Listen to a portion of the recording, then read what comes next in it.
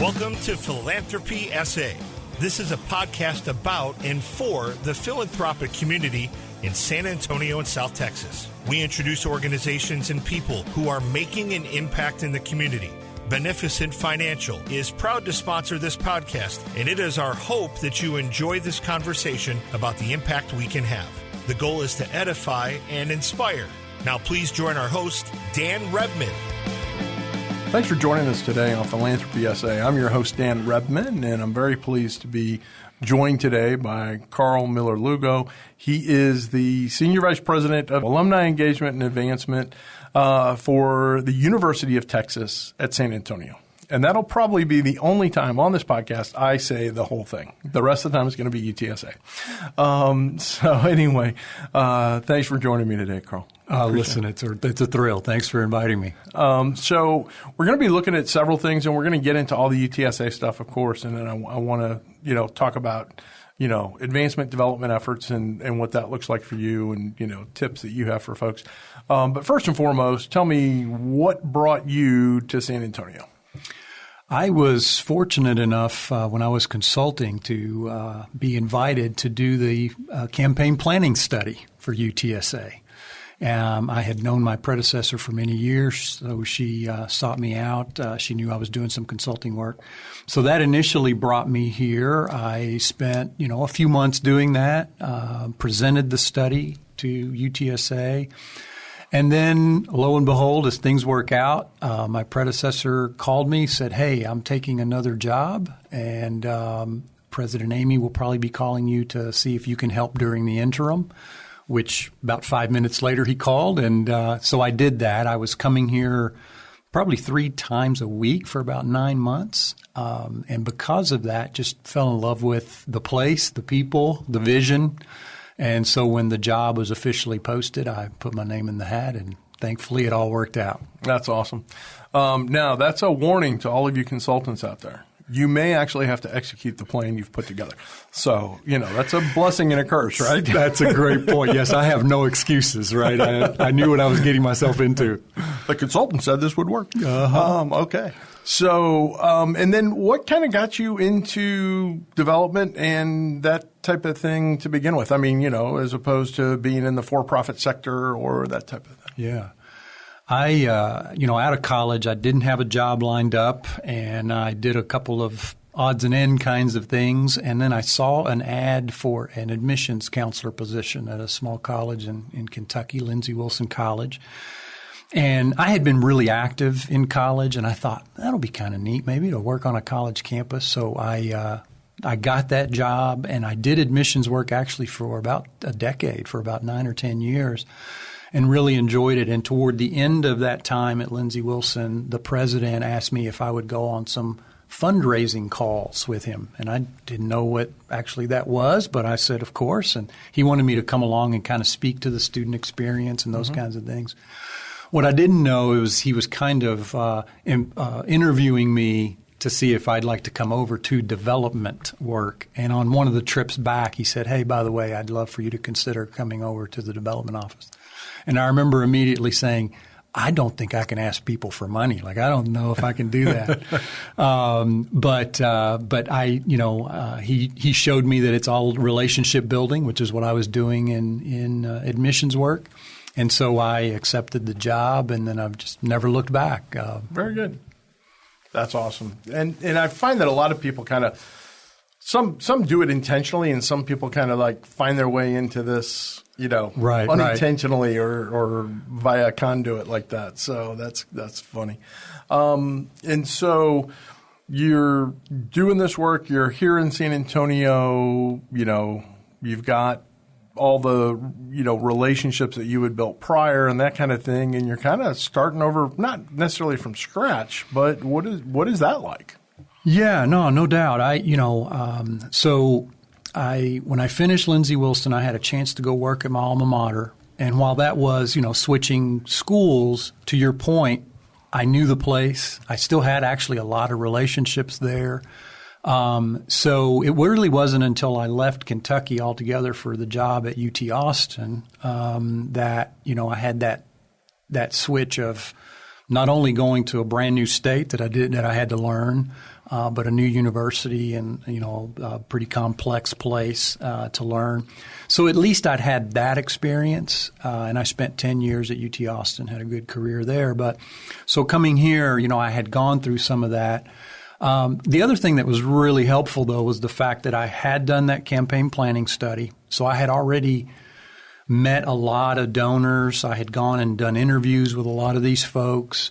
So I at least had a base, as I was coming in, of some folks that I could go to and say, hey, I'm new. What do I need to know about the place, about the university, but about the city, the culture, what kinds of things. And so I was fortunate to have a lot of folks that took that time, to help me get my feet on the ground and get a good start. And then our team, I've got to give them tons of credit. They accepted me in. They're outstanding. Our success is a credit to all of them, and they did the same. They saw the value, at least I'll say modestly, that I was bringing, but at the same time, they helped me figure out what I didn't know, and sure. And helped me walk those traps. No, that's awesome. And any of it, I'm the same way. I get to be kind of the face of the organization, but without my team, I'm not. That's right. There's not a lot happening. So, so as you're looking at all the things that are going on, one of the things that you're sitting here because a mutual friend of ours, Harvey Najum, said, "Hey, you need to have Karl on." And the thing that he said to me that got my attention was he said that Karl is the smartest guy I've ever met. And I'm thinking, Harvey's met a person or two. I mean, I'm not saying Harvey's old. I'm just saying he's not a spring chicken, right? So he's not been cloistered. He wasn't homeschooled and just met people, okay? So he's met a lot of people. Yes, he has. So that is high praise of you. And he's very pleased with, everything that's going on with the big campaign that you have going on right now at UTSA. So why don't you tell us, well, let's take a step back from that. I'm getting ahead of myself again. Yeah. So when I moved to San Antonio in 1992, UTSA, at least the perception of UTSA, was more of a commuter campus, that type of thing. I mean, certainly a good school. It had been around for a while. People had gone there. The campus was getting built out and that type of thing. Sure. But it's certainly not the reputation that it enjoys today. And so kind of walk me through a little bit of that if you want to. And then, what we really want to hear about is the current campaign that's going on and sort of the vision for the projects that are happening. Yeah.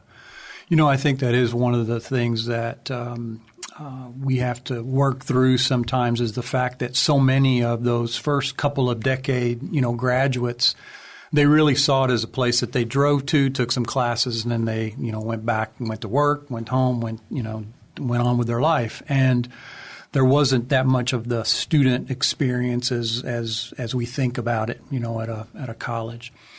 Obviously, that continued to change over time, but I think, in talking to our folks, and actually our data kind of also shows it, when football came to campus, it just really started to ignite a campus feeling that wasn't there before. And so you can really see the difference in like when we look at our statistics in giving from those folks that kind of either were here or even just before that time, but then everything through that time, how they engage, and that's made a huge difference. Obviously now, we're 35,000 plus students.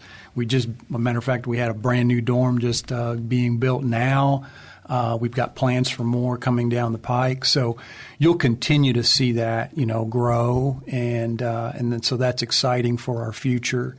We, 90% of our alumni are under the age of 65. And Dan, you and I both know that 65 is kind of still, even today, that age at which most people start to do their major giving. So we've got a great upside. We're not going to experience some of that now, and it's why we're so grateful for folks like a Harvey Najum that aren't alumni of the institution, but see the importance of UTSA to this community and are willing to invest in that.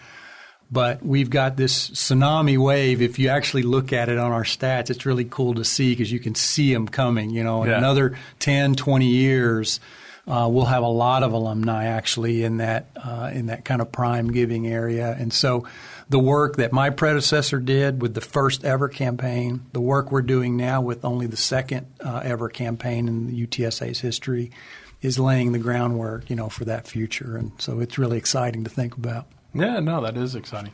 So, the stuff that's going on out there is incredible, and, the various programs and that type of thing. Is there anything you particularly want to highlight that maybe you think people don't know about UTSA?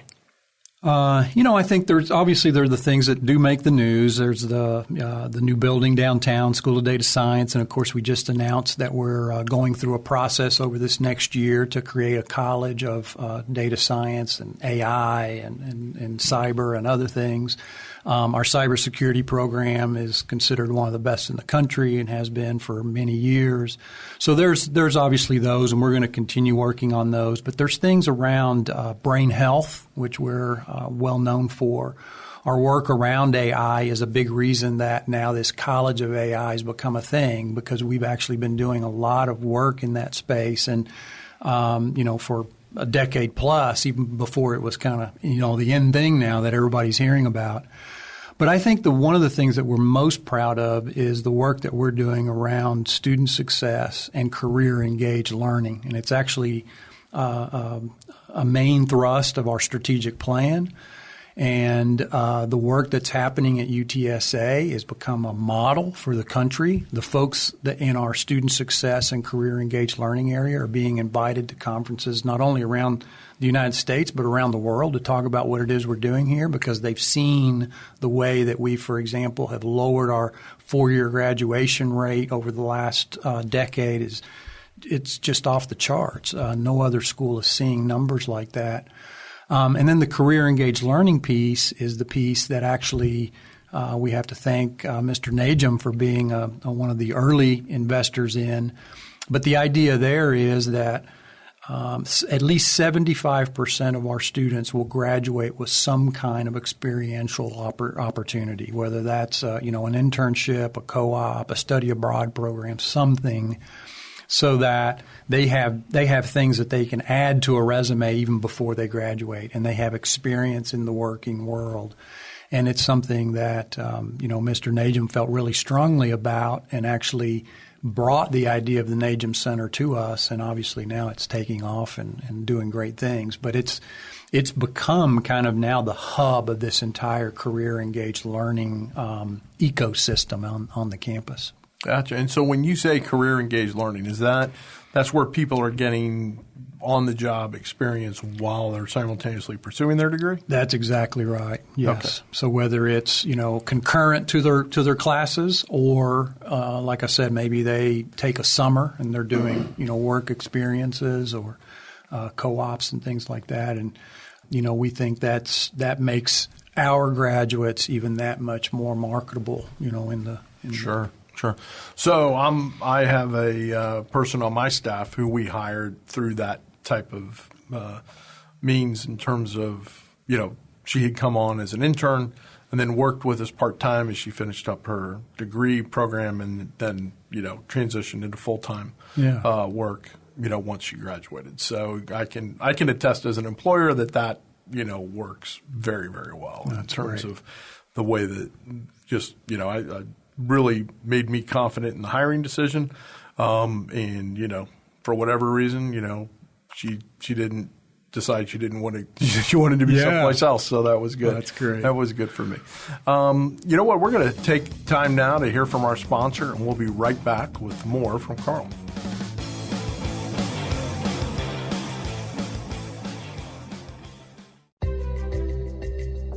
Many of you out there care deeply about wanting to make an impact on the world around you. You want to help take care of the people and organizations that are important to you. And we understand that because we feel the same way. Beneficent Financial wants to help you. Our mission is to help people like you with professional, individualized financial advice achieve their objectives. Whether your financial legacy will stay within your family or benefit the community at large, we are able to help. Call Beneficent Financial today, 210-999-5511. In addition to traditional wealth management, we offer philanthropic services such as direct donations of required minimum distributions, donor-advised funds, and foundations. Call 210-999-5511 or go online to beneficentfinancial.net. Let us help you do well so you can do good. Securities offered through Momentum Independent Network. Member SIPC/FINRA.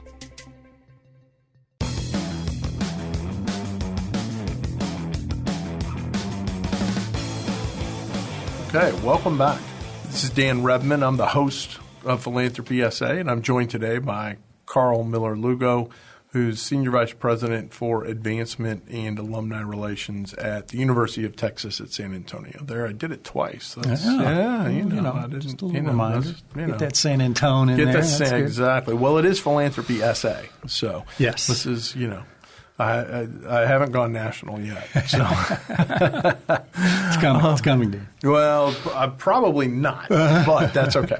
So I do want to take a step back, even further from UTSA specific, and other places that you've been and that type of thing, and not to I can almost hear some of the other development and advancement people that I know screaming in my ear right now, saying, "Oh yeah, but he works at a university and they have all the money anyway, and they don't need any more money, and they should, and all that kind of thing." They don't talk like that. They speak much nicer than that. I'm just, so that's. But I mean, all kidding aside, I mean, schools. We know that schools and religion are two of the largest recipients of, of donations. And I was just curious, as you look around, what are kind of either advantages or disadvantages that you see, being an advancement within a school environment? Mm-hmm. I've served on nonprofit boards throughout my career, and like I said, I've worked now at private, kind of mid-major, and then Research One institutions as well. And then obviously through my consulting, I worked with a lot of different kinds of organizations. So I think I have a pretty good feel for some of the cons and positives of all of them. I think for us, what I enjoy is that by and large, the folks that decide to invest in us are either community members, again, using Mr. Najum as a wonderful example, that understand what the university brings and means to the city and its future. So there's that. Or they're alumni, that had wonderful experiences on the campus, or sometimes maybe didn't have that great of an experience, so they want to make it better for the future, right? That it can be a motivator on both sides. Sure. But they're grateful for what the place, enabled for them, in their future and their families and that kind of thing. So that's my favorite part, is to sit down and just hear those stories and kind of learn what their inspiration is, and then hopefully from that, then we can get into a gift discussion over time. But sure. But that's what I enjoy, and then it's fulfilling to work in higher education, because I just just for me personally, kind of my philosophy on things, I believe that it's really the change maker, for people's lives and for generations. It's something that can change the trajectory of a family for the future, and so that's really fulfilling, to be part of that work. I'm not in the classroom. I'm not teaching classes. I'm not doing the research. But all of us on our team are a part of all of that, and we help make some of that possible that wouldn't otherwise, be possible. To touch for just a moment, on your comment about, you all have all the money you need and that kind of thing. Hey, believe me, working in the University of Texas system, both at Austin and now at San Antonio, we do hear that from time to time from people. Or, hey, you all are a state institution. Doesn't the state give you all the money you need? And the reality is, if you look at it, we get about 20% of our budget from the state. So The other has to come from other sources. Obviously, we don't want to put all of that on tuition. We don't want to put that on the backs of our students and their families. So philanthropy is really just one of the other buckets. There's other, obviously, revenue-generating kinds of activities on the campus that are going on, but philanthropy to do the things that, especially a place like UTSA that is on such a trajectory and has such bold plans, for the future. Philanthropy is that difference maker, and we've been very fortunate in this campaign to have people that believe that and have bought into that and are investing in that in a major way, and you're seeing some of the benefits or the fruits that come from that kind of investment. And so, just kind of to follow up on that or dovetail off of it, well, the one thing that I tell folks, because working with investors who are philanthropically minded and that type of thing, I always find it funny how people feel that they get to decide how other people donate their money. Right. You know what I mean? This is somebody who's already made the decision that, okay, I'm going to make a difference with some of the money that I have. I'm going to make an impact. Impact's the big word in our space right now, right? And so they want to make this impact, and they've decided, okay, I'm going to give it to this school or this organization or whatever it is that they want to make the area an impact is. And then I'll read in Philanthropy Today or one of those kind of where they're taking pot shots at people who are doing this, well, they should be doing this instead of that. And I'm like, no, you should pretty much get to make the impact in the area you want to make the impact in. And so that's right. That's kind of my personal soapbox. The opinions just expressed are exclusively those of the host and do not necessarily reflect Karl's. So there, I gave you some cover. Thank you. No worries. Also in the development space, the reality is that COVID changed the way that development is handled and that type of thing, and even changed where people are, going and doing and that kind of thing with it. And so in, a now post-COVID world, and we hope forever post-COVID, that, what kind of changes did you see to development coming out of there? And what do you do differently today than maybe the way you handled things 3 years ago? Yeah. Our entire team now is pretty much hybrid for one thing, which, if you'd asked me pre-COVID, I would have said, no, we've got to be on campus. How are we going to get our work done? But that forced us. We learned, how to do it and are now offering, a benefit to a lot of our staff that is, they're very grateful for actually. And I think there's even greater happiness and fulfillment in their work being able to do it this way.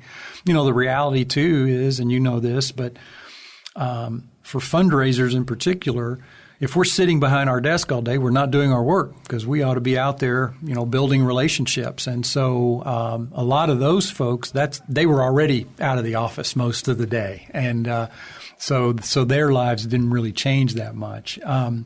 We do still, make sure that we're meeting, though, in person as a division several times throughout the year, even every month and that kind of thing. Our development team gets together for a regular biweekly meeting, so there's some of those things. Now we're being more intentional about when we bring people together to make sure that we don't lose some of that about our culture.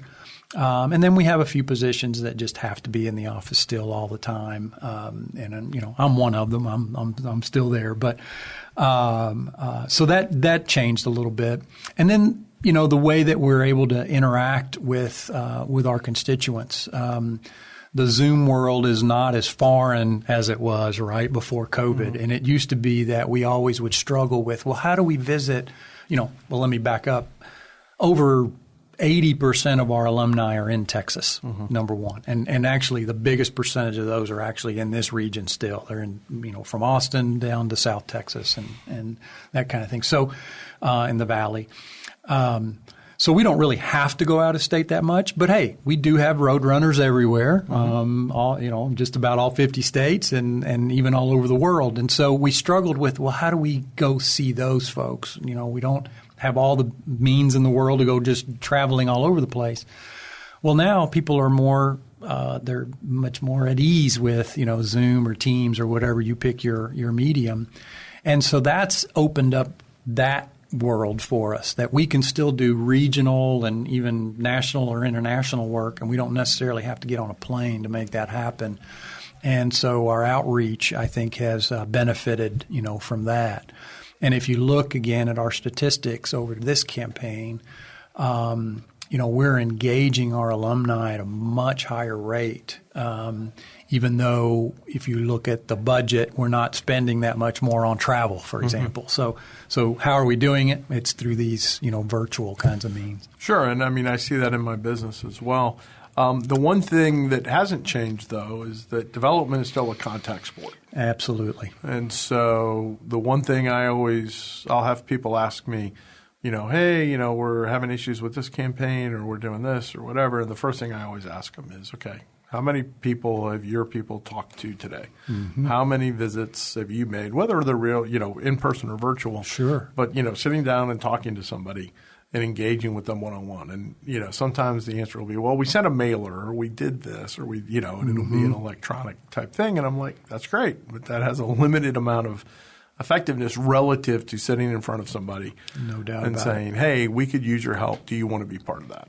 And so that's the one thing when it comes to development that remains constant. And we just have different ways of delivering that today through like Zoom and those types of things. So anyway, but that's just kind of, development is a contact sport. So I love that you say that. Actually, in almost all of my trainings, that's one of my first slides. Fundraising is a contact sport, and I have a picture of like a football, there you go. with some tackling another person. So my staff have heard me say that a lot. So I love it that you're using it as well. And for the record, we had not talked about this ahead of time. So, although it may have come up when we had coffee the other day. So what is it? Take a couple minutes and what's something that's just heavy on your heart that you want to talk about? It could be UTSA related, development related. It could be, anything that, just you want to kind of, talk about. Well, thank you. No, again, what I haven't really honed in on is the fact that we are in campaign. We are in the sixth year of a 10-year, $500 million goal fundraising campaign for the university. It's to support all the pillars of the strategic plan. So it's part of the fuel that's powering this rocket that is UTSA right now, and we're really proud of it. We're running about a year and a half to 2 years ahead of schedule, but, we never take that for granted. So we continue to work hard. And if we can there's going to be no finishing early for President Amy. We'll just keep fundraising, and we'll just try to blow the goal out of the water. And but we'll go the full 10-year run. But so I did want to mention that to folks and thank those that have already supported in various ways to get us to the success that we're experiencing. And I hope that what they'll see is that we are going to be a better, stronger, more impactful university at the end of this campaign than we were at the beginning. And I think from everything that we're seeing, there's no doubt that that's happening. So really proud of that work, really proud and really grateful for those that have supported it so far. And if there's some folks that would be out there listening that would like to continue or help in supporting it in the future, we would be open to a conversation. Very good. So how should people reach out to you? So they can reach out, directly to me, Karl Miller-Lugo. I'm easy to find on the UTSA website. And then our team, we have gift officers in every college and every unit. So every academic unit, athletics, most of our major centers.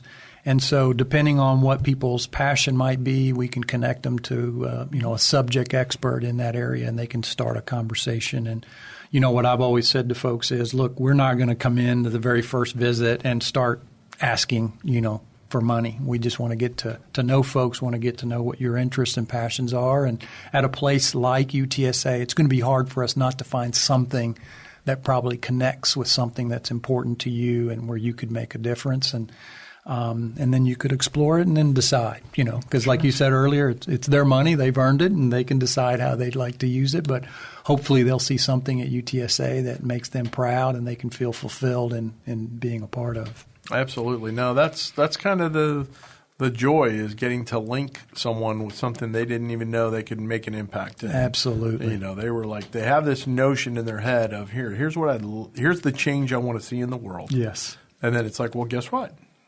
We're doing this, and that should, create that change. Yeah. So that's been a great joy of mine, is getting to help be that conduit to help people identify that. So yeah. On behalf of Karl, this is Dan Rebmann saying thank you for joining us today on Philanthropy SA, and just reminding everybody to do well so you can do good. Thank you for joining us at Philanthropy SA. We hope you found something to inspire you during today's conversation. If you know organizations and people who are making an impact in the community, we would love to hear about it. Until next time, do well so you can do good.